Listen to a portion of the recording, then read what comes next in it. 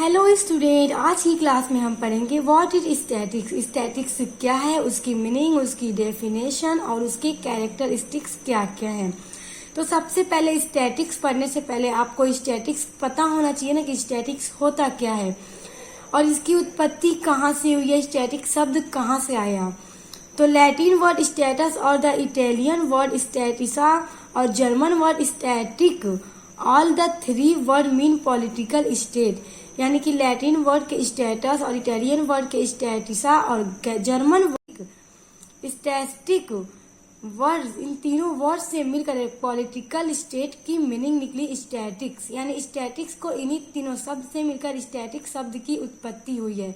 और स्टैटिक्स को हिंदी में बोलते हैं सांख्यिकी, आंकड़ा या डेटा कलेक्ट करना। किसी भी चीज के बारे में डेटा कलेक्ट करना और एनालाइज करके उसको रिप्रेजेंट करना ही स्टैटिक्स कहलाता है। तो आइए उसकी एक डेफिनेशन देखते हैं, उसके बाद आपको समझाते हैं कि स्टैटिक्स होता क्या है।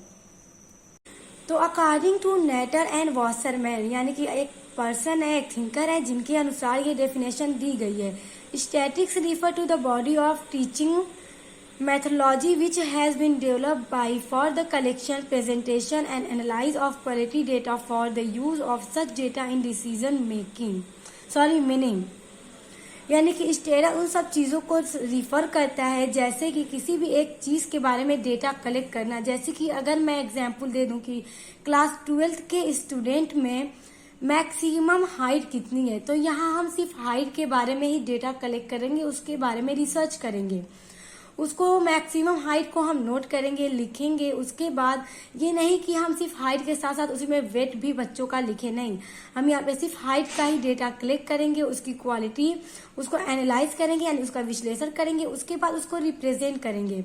यानी कि किसी भी टॉपिक यानी किसी एक चीज पर डेटा कलेक्ट करना और उसको एनालाइज करके रिप्रेजेंट करना ही सांख्यिकी। तो अब हम देखेंगे कैरेक्टरिस्टिक्स ऑफ स्टैटिक्स, यानी कि स्टैटिक्स की विशेषताएं क्या है। Statics of aggregates of facts, यानी स्टैटिक्स तथ्यों का समुच्चय है। यानी कि इसमें जो चीजें लिखी हैं हम उन्हीं के अनुसार ही डेटा कलेक्ट करेंगे और एनालाइज करेंगे। इसमें हम खुद से कुछ नहीं बना सकते, इसीलिए एक ये साइंस भी है।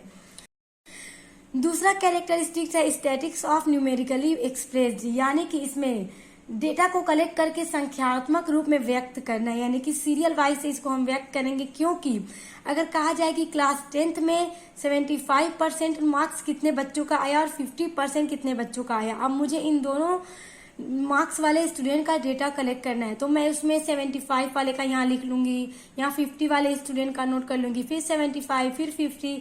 तो इस तरह से हमको उस डेटा को कलेक्ट करने के बाद उस पर एनालाइज करने में काफी ज्यादा डिफिकल्ट होगा। इसलिए हम एक तरफ का नोट्स बनाएंगे सिर्फ 75 मार्क्स वाले स्टूडेंट का, और दूसरी तरफ हम नोट करेंगे 50% वाले स्टूडेंट का। इसीलिए statics of numerically expressed.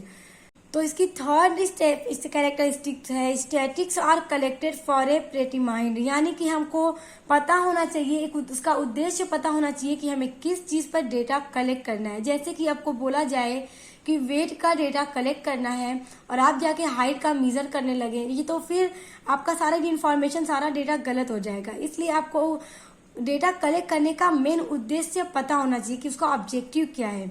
Okay, statics are collected in a systematic manner, यानी कि डेटा कलेक्ट करने का एक सिस्टमेटिक मैनर होता है। आप उसी के अकॉर्डिंग ही डेटा कलेक्ट करेंगे, क्योंकि मैंने आपको बताया है कि statics is a science. Okay, तो आप उसी के अकॉर्डिंग डेटा कलेक्ट करेंगे, क्योंकि साइंस में हम कुछ भी चेंज नहीं कर सकते हैं। उसके बाद आता है statics are affected to a market extend by multiplicity of cause, यानी कि स्टैटिक्स बाजारी सीमा तक को भी प्रभावित करता है by multiplicity of cause. Okay, उसके बाद है statics are collected by enumeration और estimation according to reasonable standards of accuracy, यानी कि जो हम डेटा कलेक्ट कर रहे हैं उसकी अनुमान की एक सटीकता होनी चाहिए कि वो 100% शुद्ध है कि नहीं। एक्यूरेसी मतलब एकदम एक्यूरेट डेटा होना चाहिए। Statics are placed in relation to each other, यानी कि आंकड़ों को एक दूसरे के संबंध में रखना चाहिए। यानी कि मैंने अभी आपको पहले भी बताया कि अगर वेट का मेजरमेंट करके उसका डेटा कलेक्ट करना है तो आप बस वेट का ही करेंगे, वेट का एक तरफ और हाइट का एक तरफ, ताकि दोनों एक रिलेशन में रहे। अलग अलग रहे ताकि उसको एनालाइज करके रिप्रेजेंट करने में इजी हो। ओके, तो ये था आज की वीडियो में introduction of statics, meaning, definition and characteristics of statics. तो आई होप कि आप लोग को वीडियो समझ में आई हो। अब मिलते हैं नेक्स्ट वीडियो के साथ।